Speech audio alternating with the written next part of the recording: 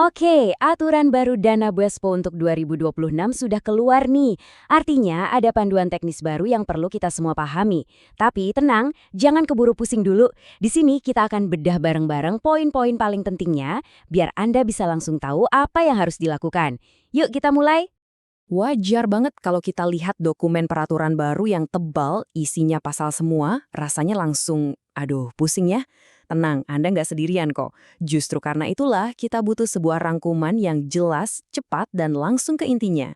Nah, ini dia tujuan kita. Kita akan fokus ke poin-poin paling krusial dari Permen nomor 8 ini, supaya pengelolaan dana di sekolah Anda bisa berjalan lancar tanpa hambatan. Siap?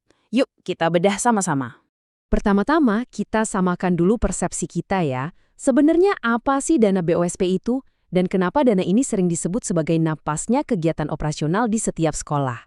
Gampangnya begini, dana BOSP itu adalah dana dari pemerintah pusat untuk membiayai operasional sekolah.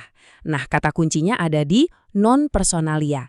Artinya apa? Dana ini bukan untuk gaji pokok pegawai negeri ya, tapi untuk semua hal yang bikin sekolah itu hidup. Contohnya, bayar listrik, langganan internet, beli ATK, sampai kegiatan belajar mengajar. Penting untuk diingat, BOSP itu adalah nama besarnya, payung utamanya.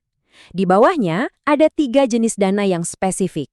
Pertama, ada dana BOP untuk teman-teman di PAUD. Kedua, yang paling kita kenal, dana BOS untuk jenjang SD sampai SMA dan SMK. Dan ketiga, ada dana BOP kesetaraan untuk program paket A, B, dan C. Nggak berhenti di situ. Setiap jenis dana yang tadi kita sebut ternyata dibagi lagi jadi 3 kategori atau 3 rasa yang tujuannya beda-beda. Apa aja itu? Mari kita lihat. Coba kita bayangkan begini ya. Dana reguler itu ibaratnya uang belanja bulanan untuk kebutuhan operasional sehari-hari. Lalu dana kinerja itu seperti bonus atau penghargaan buat sekolah-sekolah yang punya prestasi keren. Terakhir, dana afirmasi ini adalah bantuan khusus semacam uluran tangan ekstra untuk sekolah-sekolah di daerah tertentu biar bisa mengejar ketertinggalan. Oke, sekarang kita masuk ke bagian yang paling praktis dan paling sering jadi pertanyaan. Aturan mainnya gimana? Duitnya boleh dipakai buat apa aja? Dan adakah yang sifatnya wajib dibelanjakan? Nah, ini dia. Tolong digarisbawahi ya. Khusus untuk dana BOS reguler, ada satu aturan penggunaan yang sifatnya mutlak. Jadi, ini bukan pilihan, tapi sebuah keharusan. Dan aturan wajib itu adalah, ini dia, minimal 10%. Ya, betul. Paling sedikit 10% dari dana BOS reguler Anda wajib dialokasikan untuk pengembangan perpustakaan. Bisa untuk beli buku pelajaran, buku bacaan, pokoknya untuk memperkaya literasi siswa. Angka ini harus jadi prioritas di anggaran Anda. Aturan penting lainnya adalah soal batas pembayaran honor. Di sini ada perbedaan ya. Untuk sekolah negeri, pagu maksimalnya adalah 20% dari total dana. Sementara itu sekolah swasta diberi kelonggaran lebih, pagunya sampai 40%. Mengelola dana itu bukan cuma soal membelanjakan, tapi juga soal kepatuhan. Sekarang, yuk kita bahas beberapa larangan keras dan tenggat waktu pelaporan yang, jujur aja, nggak boleh sampai terlewat. Pasal 66 itu isinya daftar dosa besar dalam pengelolaan dana. Beberapa yang paling krusial, dana BOSP jangan sekali-kali ditransfer ke rekening pribadi, jangan dipakai untuk bangun gedung baru, dan jangan dipinjamkan ke pihak lain. Intinya, dana ini murni untuk siswa dan operasional sekolah, bukan untuk investasi atau kepentingan pribadi. Ini soal akuntabilitas. Kalau soal pelaporan, tanggal itu harga mati. Coba catat baik-baik. Laporan tahap 1 itu paling lambat tanggal 31 Juli.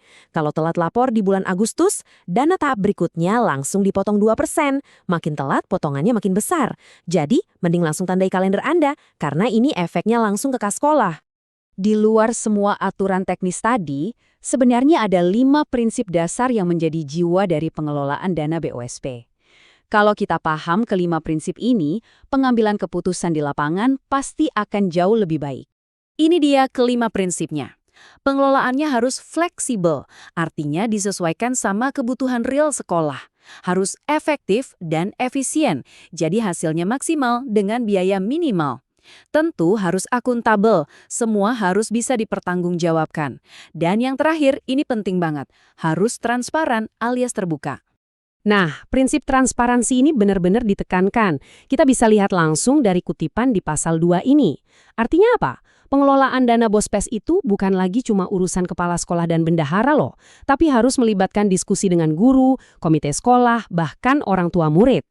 Jadi setelah kita paham semua aturan mainnya, pertanyaan terbesarnya bukan lagi bagaimana cara melaporkan dananya, tapi lebih ke peluang apa yang bisa kita ciptakan.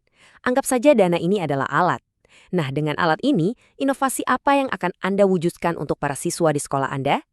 Itulah tadi poin-poin utama dari Juknis Dana BOSP 2026. Tapi ingat ya, ini adalah sebuah rangkuman. Untuk detail yang lebih lengkap dan menyeluruh, pastikan Anda tetap membaca dokumen peraturannya secara utuh. Terima kasih sudah menyimak.